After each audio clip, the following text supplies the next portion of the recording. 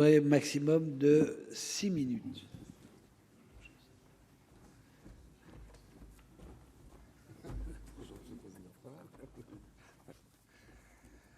Monsieur le président, monsieur le ministre, monsieur le président de la commission des finances, monsieur le rapporteur général, mes chers collègues, reconnaissons-le, l'adoption plus probable de la question préalable en nouvelle lecture de ce projet de loi de finances qui entraînera le rejet du texte est davantage dictée par des impératifs d'agenda et par des considérations strictement politiques et par des frustrations déjà largement exprimées. En effet, l'Assemblée nationale a achevé ses travaux tard la nuit dernière ou tôt ce matin. Mes collègues du groupe RDSE et moi-même comprenons cette situation, bien que cela limite à nos yeux les prérogatives du Sénat, a fortiori dans le contexte social difficile que nous traversons en ce moment. Nous le répétons chaque année, les conditions d'examen du projet de loi de finances sont très particulières et pas toujours idéales. Les délais sont contraints, très contraints pour prendre connaissance du texte et pour proposer des amendements, avec l'obligation d'examiner l'ensemble en seulement 20 jours, nous conduit bien souvent à survoler différents sujets qui sont pourtant nombreux et techniques. Acte très politique, le vote du budget traduit le soutien accordé ou non à la politique du gouvernement. C'est pourquoi l'échec de la commission mixte paritaire faisait, comme chaque année, peu de doute. Avec près de 2500 amendements déposés en dernière lecture, nous avons de nouveau battu un record. Je rappelle qu'il y avait eu 2000 amendements l'an dernier, 1400 en 2017 et seulement 1000 amendements en 2015. L'explication de notre président Delay est peut-être justifiée à travers le cumul des mandats, le non-cumul des mandats. En 4 ans, le nombre d'amendements au PLF a donc plus que doublé. C'est sans doute une conséquence de la suppression aussi du collectif Balai en fin d'année, qui faisait souvent office de projet de loi de rattrapage. Comme j'ai déjà fait à l'issue de la première partie, je rappellerai la place pivot de ce budget à la moitié du quinquennat.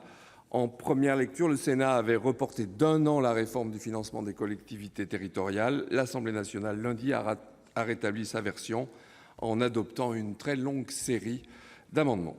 Elle a également supprimé les nombreuses niches fiscales introduites par la majorité sénatoriale, en particulier sur l'IFI ou encore sur les droits de succession et les donations. Concernant le site, elle est revenue sur l'élargissement aux propriétaires bailleurs. Enfin, la plupart des nouveaux articles introduits par le Sénat ont été supprimés. Et vous comprendrez, monsieur le ministre, la frustration de certains des collègues qui sont investis dans ce PLF. Je regrette pour ma part la suppression de dispositions adoptées à l'initiative de membres de mon groupe, tant sur la fiscalité du numérique que dans l'agriculture ou l'aménagement du territoire. Comme il est difficile de se prononcer sur l'ensemble des modifications votées par l'Assemblée ces 2 derniers jours, je rappellerai simplement ici la contribution qu'a apportée les sénateurs et les sénatrices du groupe RDSE et dont nous sommes parfois un peu fiers. En ce qui concerne la fiscalité du numérique, comme je l'ai dit, l'assujettissement des pure players du commerce en ligne à la taxe sur les surfaces commerciales répondait à une question d'équité fiscale, notamment vis-à-vis des acteurs traditionnels.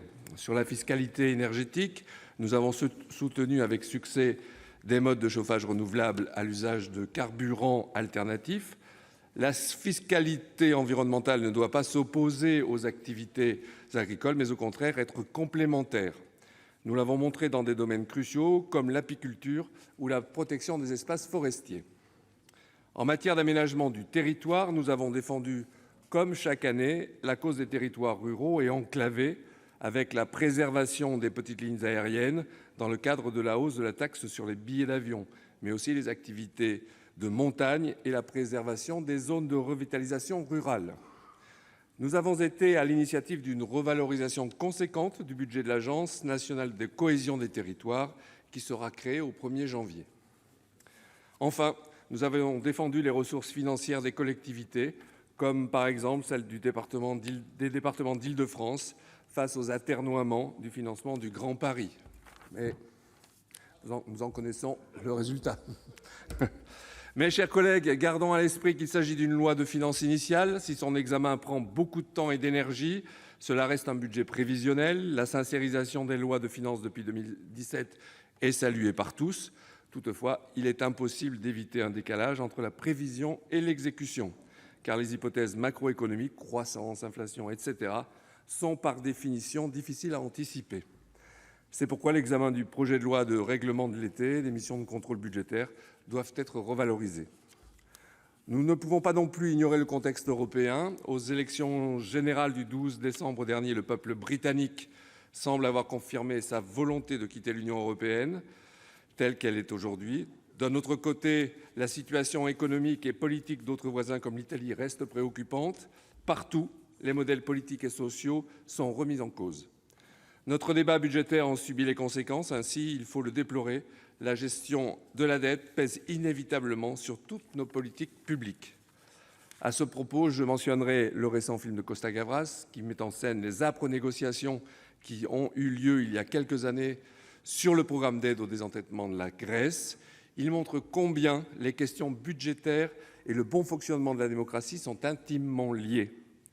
En conclusion, les membres du RDSE voteront contre la motion, monsieur le rapporteur général, parce que nous, comme vous, nous n'avons aucune illusion sur l'utilité de cette deuxième lecture, mais par tradition, donc le groupe du RDSE votera contre la motion que vous nous proposez, monsieur le rapporteur général.